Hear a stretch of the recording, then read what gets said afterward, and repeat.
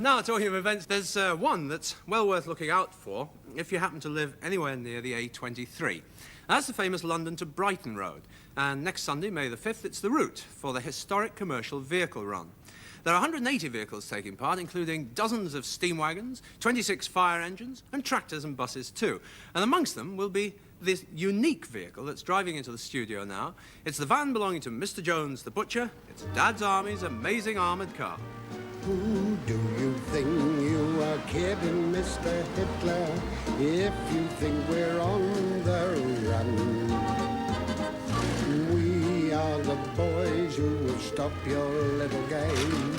We are the boys who will make you feel gay. And at the wheel is Captain Mannering himself. Good afternoon, Captain. Good afternoon. Well, you don't normally drive this, do you, sir? Why are you driving it today? No, I don't usually. As you know, it belongs to Corporal Jones, and he usually insists on driving it himself.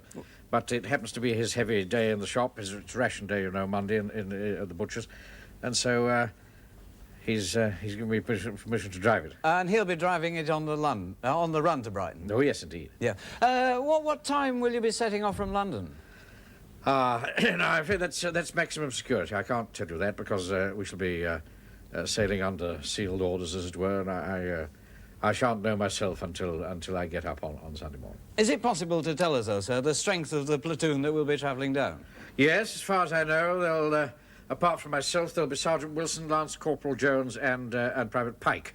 Well, Mr. Jones's van came off the assembly line in 1935. Now, do you think it will last all the way to Brighton?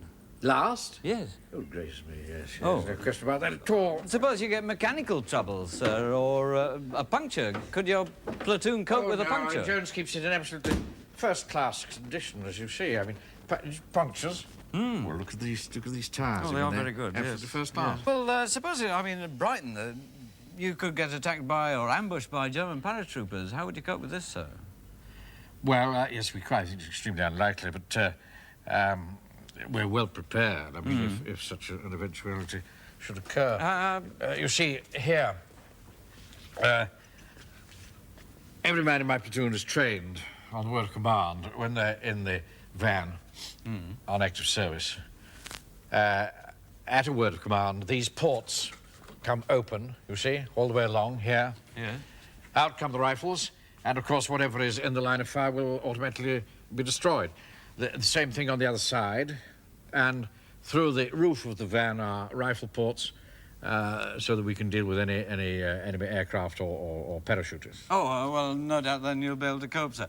Apart from members of your platoon, will anybody else be travelling with you? Well, that's a rather sore point, as a matter of fact. I understand that the chief air raid warden, Hodges, has muscled in on the function. Oh, that should be rather nice for you. For who? Well, for you or for him. Well, I don't think so. There's no love lost between Hodges and me. I think the fellow's a bore, quite frankly, but he's muscled in, as I say, and, you know, one could expect little else, I suppose, from a greengrocer. Well, apart from the greengrocer, sir, I'm sure you'll have a very nice trip run down to Brighton. We did it, actually, a couple of times in a 1903 Cadillac and an old bus, but I think Really? it'll be a bit more comfortable in this one. Yes, a bit safer, probably, anyway. Captain Mannering, thank you very much. Thank you very much.